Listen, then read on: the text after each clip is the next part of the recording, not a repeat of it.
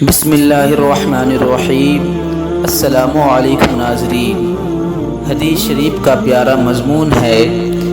حضرت ابن مسعود رضی اللہ تعالی عنہ سے روایت ہے کہ رسول اللہ صلی اللہ تعالی علیہ وسلم نے فرمایا، سب سے آخر میں جنت میں داخل ہونے والا آدمی وہ ہوگا جو ایک بار چلے گا اور ایک بار منہ کے بل گرے گا اور ایک بار آگ اسے جھلسے گی۔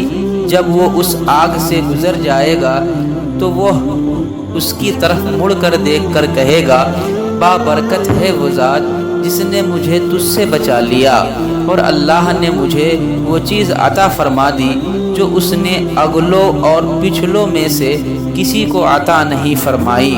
اسے ایک درخت دکھایا جائے گا تو وہ عرض کرے گا، اے اللہ مجھے اس درخت کے قریب کر دے تاکہ میں اس کے سائے سے سایہ حاصل کر سکوں اور اس کے پاس چشمے کے پانی سے پانی پی سکوں۔ اللہ فرمائے گا، اے ابن آدم، شاید کہ میں وہ تجھے عطا کر دوں تو پھر تم اس کے علاوہ کسی اور چیز کا مطالبہ کرو گے۔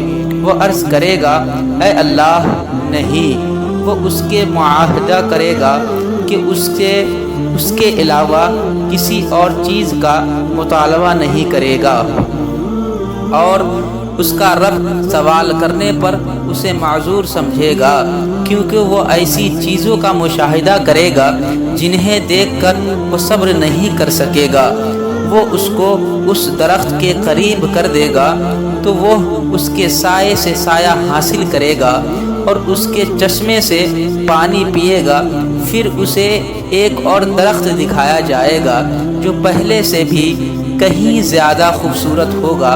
وہ عرض کرے گا، اے اللہ مجھے اس درخت کے قریب کر دے تاکہ میں اس کے چشمے کے پانی سے پانی پی سکوں اور اس کے سائے سے سایہ حاصل کر سکوں، اور میں اس کے علاوہ تجھ سے اور کوئی چیز نہیں مانگوں گا۔ وہ فرمائے گا، اے ابن آدم، کیا تو نے مجھ سے وعدہ نہیں کیا تھا کہ تو اس کے علاوہ مجھ سے کوئی اور چیز نہیں مانگے گا؟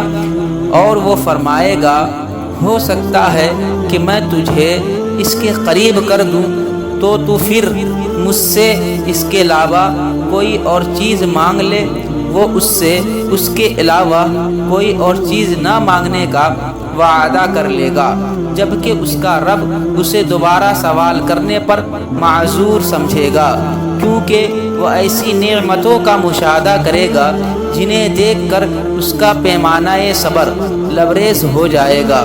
وہ اس کو اس کے قریب کر دے گا تو وہ اس کے سائے سے سایہ حاصل کرے گا اور اس کے چشمے کے پانی سے پانی پیے گا۔ پھر جنت کے دروازے پر ایسے اسے ایک درخت اور دکھایا جائے گا جو سابقہ دونوں درختوں سے کہیں زیادہ خوبصورت ہوگا۔ یہ عرض کرے گا، اے اللہ مجھے اس درخت کے قریب کر دے تاکہ میں اس کے سائے سے سایہ حاصل کر سکوں اور اس کے چشمے کے پانی سے پانی پیوں۔ پھر میں اس کے علاوہ تجھ سے کوئی سوال نہیں کروں گا۔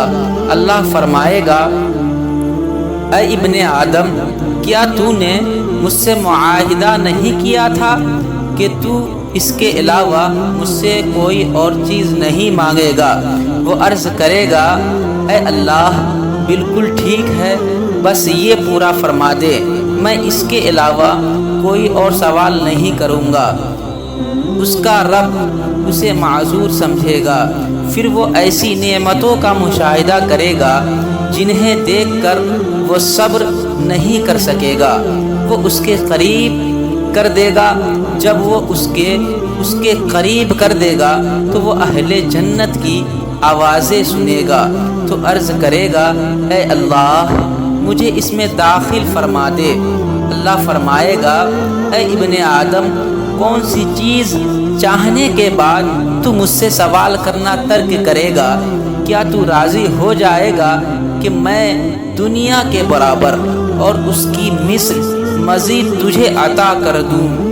وہ عرض کرے گا، اے اللہ کیا آپ مجھ سے مذاق کرتے ہو جبکہ آپ رب العالمین ہو؟ ابن مسعود رضی اللہ تعالی عنہ ہنس دیے اور فرمایا کیا تم مجھ سے سوال نہیں کرو گے کہ میں کس وجہ سے ہنس دیا ہوں؟ انہوں نے پوچھا کہ آپ کیوں ہنس رہے ہیں؟ انہوں نے فرمایا اسی طرح رسول اللہ صلی اللہ تعالی علیہ وسلم بھی ہنسے تھے۔ اس پر صحابہ رضی اللہ تعالی عنہ نے عرض کیا تھا اللہ کے رسول آپ کس وجہ سے ہنس رہے ہیں؟ آپ صلی اللہ تعالی علیہ وسلم نے فرمایا رب العالمین کے ہنسنے کی وجہ سے۔ جب اس نے کہا تھا کیا تو مجھ سے مذاق کرتا ہے جبکہ تو رب العالمین ہے، اللہ فرمائے گا میں تجھ سے مذاق نہیں کرتا بلکہ میں جو چاہوں اس کے کرنے پر قادر ہوں۔ یہ روایہ مسلم کی حدیث ہے۔ پیارے